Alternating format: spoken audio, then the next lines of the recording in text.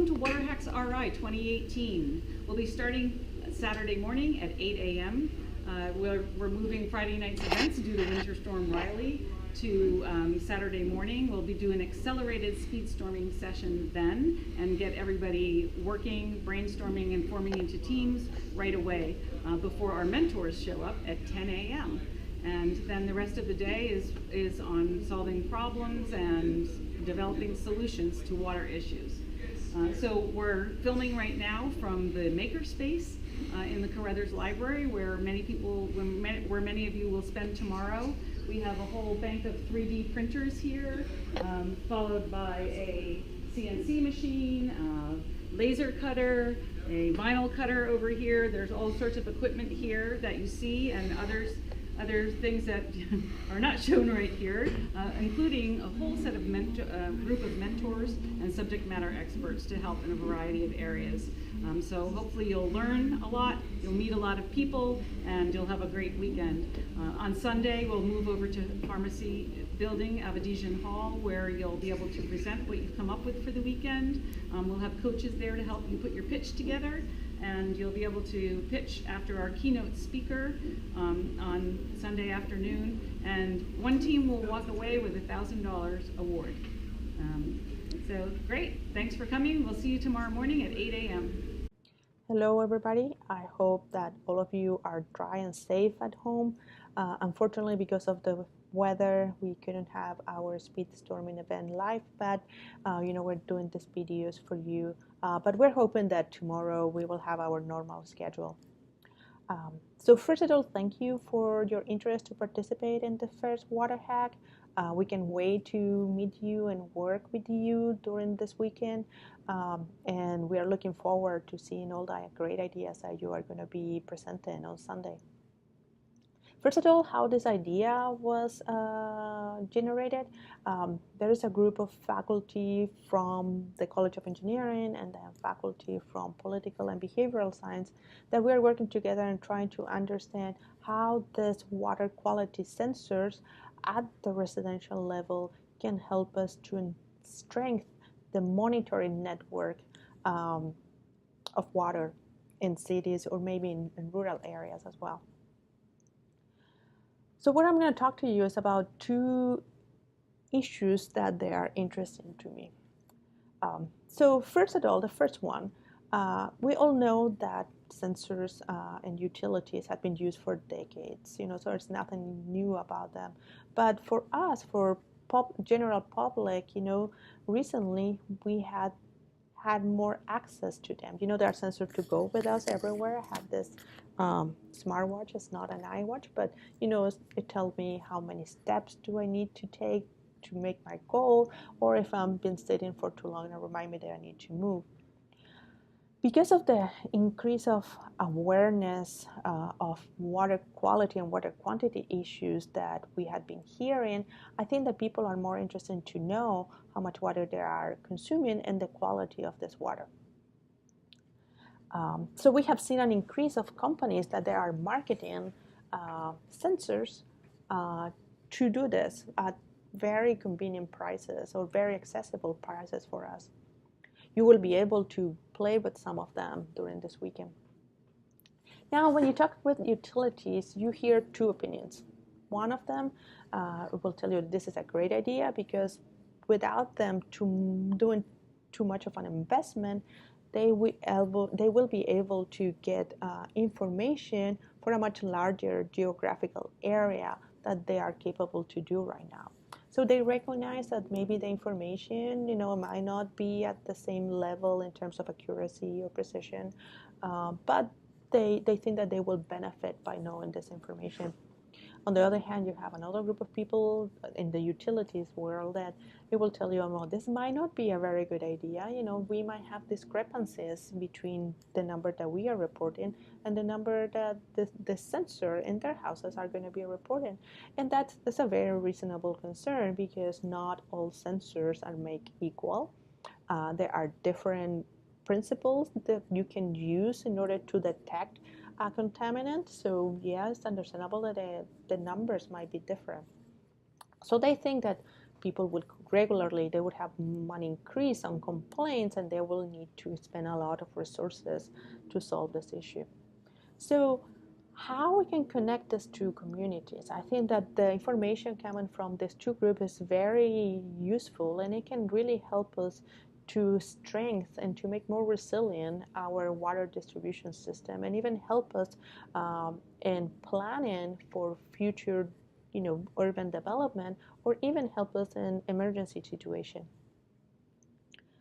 The other question that I have is that how we can connect the information coming from residents or from household in terms of water consumption to the impact of their demand, water demand, into the natural environment.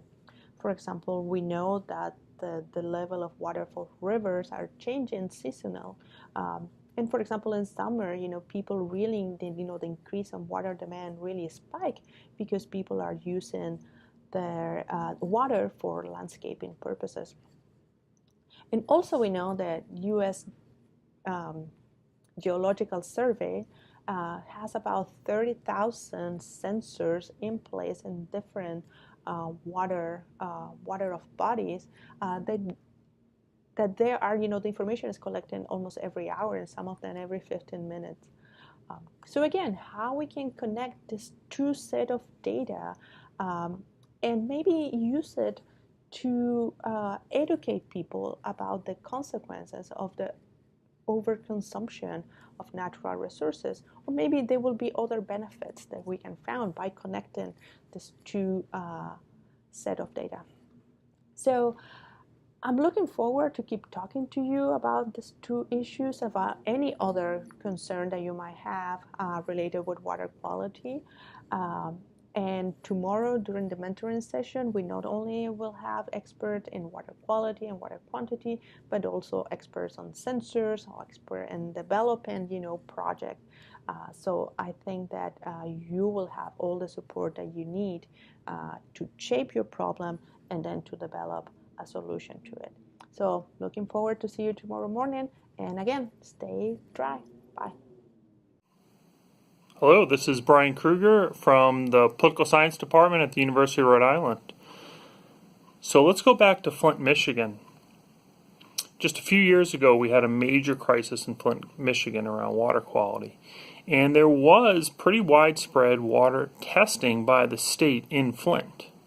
But the protocols they undertook and their elimination of certain data samples kept their water quality reports below the federal standards that would have required them to report to the citizens of Flint that their water was dangerous, had dangerously high lead levels. It wasn't really until the citizens of Flint undertook a pretty widespread independent water quality testing survey of the various geographic areas in Flint that the tide really began to turn. And the people that were interviewed about this later said that it was extremely empowering to learn that they weren't crazy. So the state had been telling them, you're okay, it's just one-off. But what they found was across the entire city, there was either between double or triple the amount of lead in most of the areas. This was, again, often seen as something that helped galvanize the community to really make sure that changes were made. But there are some problems here. How do you get people to undertake these tests well in their own households? How do you make people aware of the community's testing, so all the tests that occur if individuals are doing it on their own? And how do you get people to report at a lower geographic level, even a household or street level? That's where it's most important, because if you know that all your neighbors have a problem, you're going to be more likely to act yourself. So maybe you're mad at your landlord. Maybe you're thinking that your landlord might be mad at you. Maybe you're worried about your property values if you own the house. Maybe you might think it will invite a state agency into your house, and you might not want that to happen for all sorts of reasons.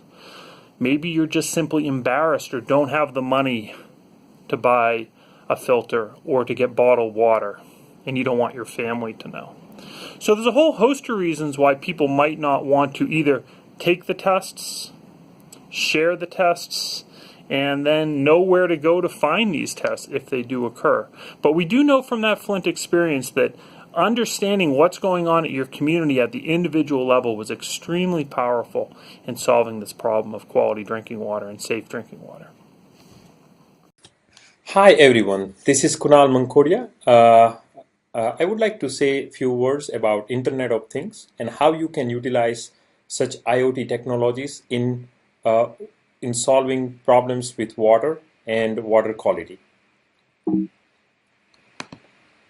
So, Internet of Things, if we talk about the evolution, not particularly that one, but in last several years, we have seen that the communication, computers, and internet, everything coming together and created a new field called Internet of Things, where human beings are covered with these technologies, and these technologies are interconnected, and that's essentially is called Internet of Things.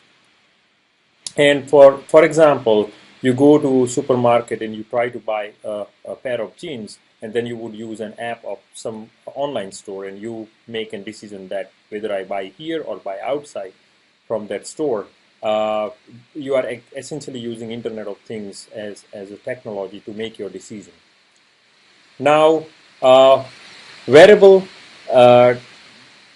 technologies is one kind of Internet of Things, right? In the same way, how we can utilize the Internet of Things in various ways, and they are actually divided into three main domains. So things, people, and cloud services. And most important thing here is things, and how we can utilize things to really put the sensors on that, and those sensors allowing us to collect the data, and then we can make decisions. For example, somebody can tweet to coffee machine, and you would be able to drink a coffee by the time you reach to the coffee machine, right? This is just an example of Internet of Things. The another thing I would like to show you a very short video on Internet of Things. Imagine everything was linked. In the near future, the Internet of People will evolve and become an internet where everyday objects can be recognized and controlled via RFID tags, sensors, and smartphones. This will allow the creation of smart environments in which objects will interact and cooperate with each other. An Internet of Things. Our quality of life will undergo a vast transformation and will be improved. By 2020, 50 billion devices will be equipped with unique identifiers so that they can be of great benefit in the fields of energy, safety and security, industry, manufacturing and retail, healthcare, independence of elderly people and people with reduced mobility, environment and transport, smart cities, entertainment, and many more. Since the system will be controlled by a free market like today's internet, the risk for data misuse or data security cannot be excluded. On the other hand, privacy settings will be integrated and give the users the possibility to exclude certain objects from their networked environment. Imagine if we had an Internet of Things. Wouldn't that change our lives?